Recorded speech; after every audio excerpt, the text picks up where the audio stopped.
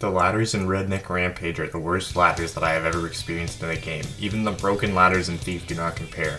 These ladders are jerky, annoyingly long, and, most importantly, they barely work. Another problem in Redneck Rampage is the poor telegraphing of where to go. This is in the first level, so it isn't that bad, and the dynamite kind of signals that you're supposed to blow it up.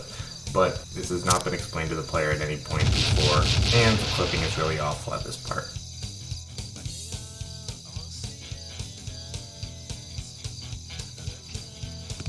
There are two major problems with the keys in Redneck Rampage.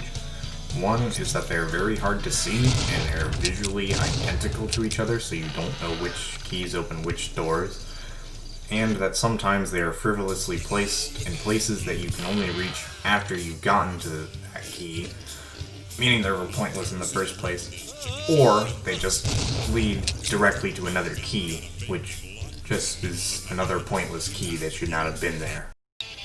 This issue is a bit more minor, but in order to end the levels, you have to whack your brother Bubba with your crowbar.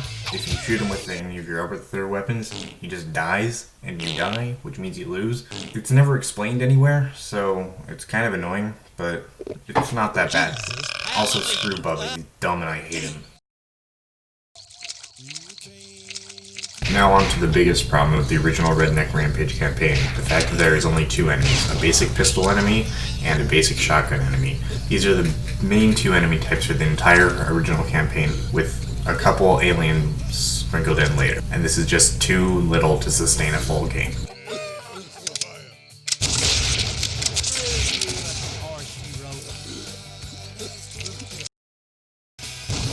On to the weapons. The weapons are pretty good overall. I really like the shotgun. It's not nearly as good as Blood or Shadow Warrior or even Dooms, but it's still pretty solid. I also really like the dynamite crossbow, and in the expansions, the chicken crossbow, that's pretty nice too.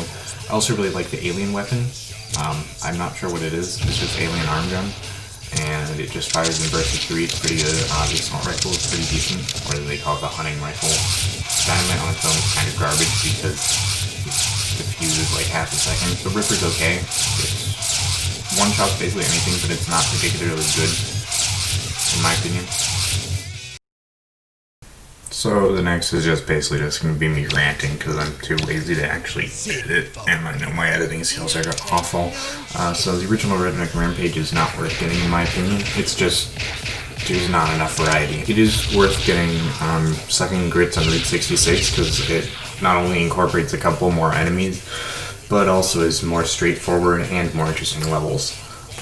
But what I do recommend getting is Redneck Rampage Rides Again, which is basically the full-on sequel, which is what Redneck Rampage should have been. It's more cheeky, you visit a lot more famous places like the quote-unquote hilarious Area 69. It even has some pretty decent vehicle segments, surprisingly, especially in like a 97 shooter. It adds the chicken crossbow, which is a homing crossbow with dynamite on it. It has an actual interesting boss fight. It has a couple interesting enemies.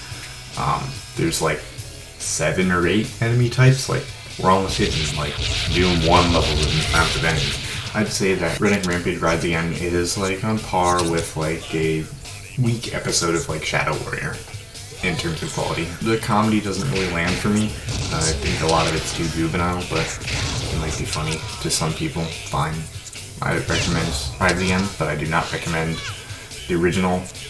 So if you want to pick it up on GOG because it includes Rides Again and Route 66. And I just used Build GDX and it worked perfectly, just about out of the box if you read the README file.